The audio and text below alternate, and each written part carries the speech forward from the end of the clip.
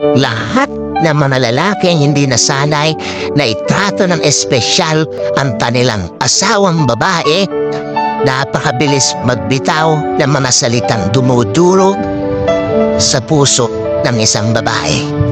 At lahat ng mga lalaki na hindi nasanay na itrato ng espesyal ng tama ang kanilang asawang babae, napakabilis magbitaw ng salita na halos hindi na pamtao.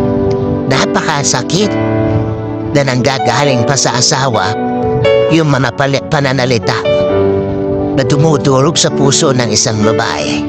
Napakasakit na nanggagaling pa sa lalaki o sa asawang lalaki yung mga salita na halos hindi niya makain. At napakasakit na may mga salita na binabato ang isang lalaki sa kanyang asawa na halos hindi naman pangtao na mga pananalita.